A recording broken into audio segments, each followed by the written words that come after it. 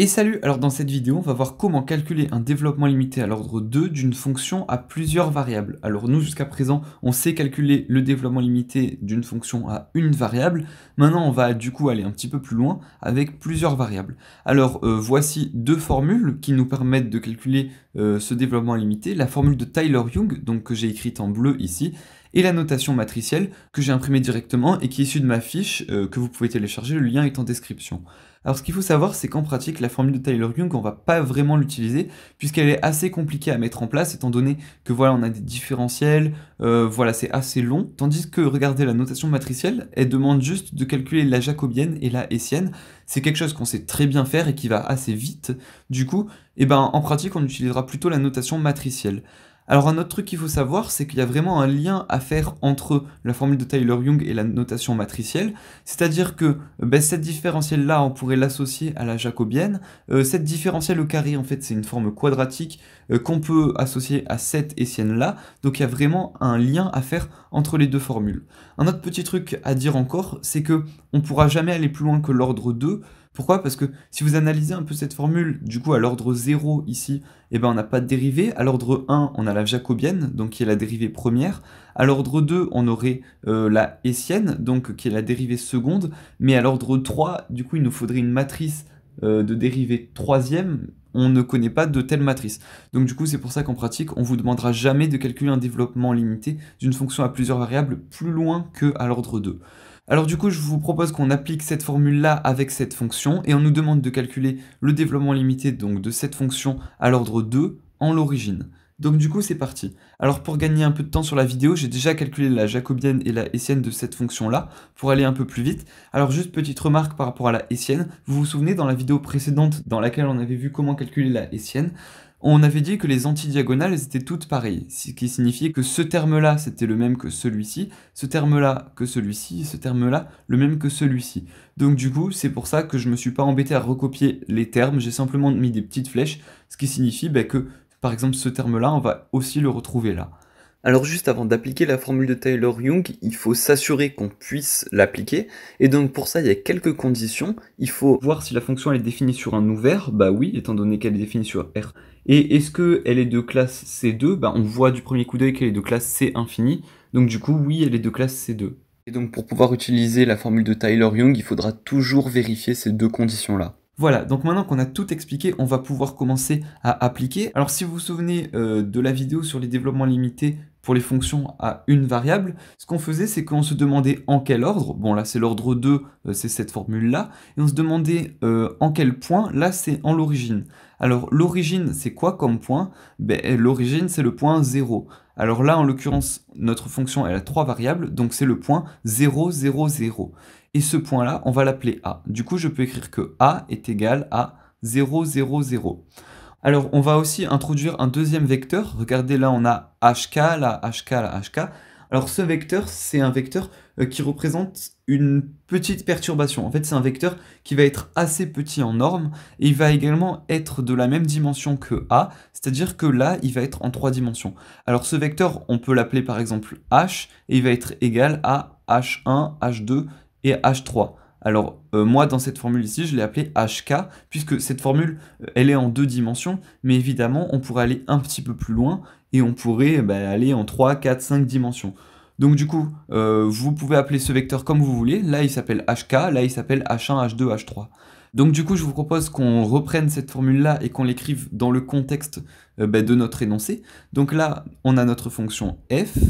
Évidemment, A, c'est ce vecteur-là, donc 0, 0, 0. Ensuite, donc, plus HK, etc., plus, en fait, notre vecteur ici. Donc là, je peux écrire 0 plus H1, 0 plus H2 et 0 plus H3, comme ceci. Alors, j'espère que vous voyez quand même ici.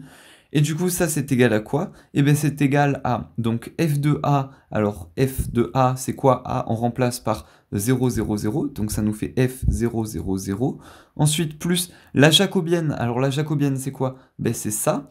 Sauf que c'est la jacobienne de A. Donc, c'est la jacobienne en 0, 0, 0. Alors, dans un premier temps, je vais copier ça, mais après, on la calculera.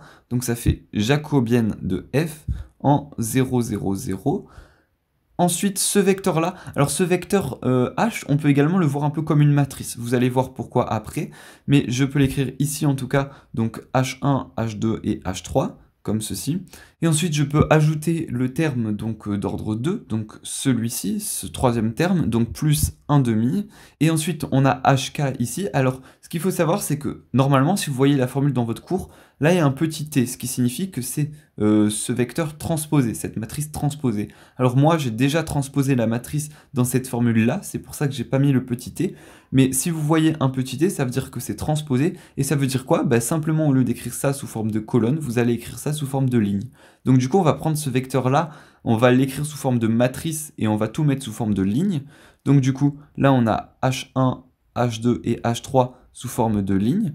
Ensuite, on aura la hessienne en 0, 0, 0, donc hessienne de f en 0, 0, 0. Et évidemment, donc du coup, on va recopier ce vecteur-là, donc du coup, hk, donc qui nous donne, nous, dans notre contexte, h1, h2 et h3. Et enfin, on peut rajouter le petit taux de hk, donc en l'occurrence ici, petit taux de h1, h2, h3.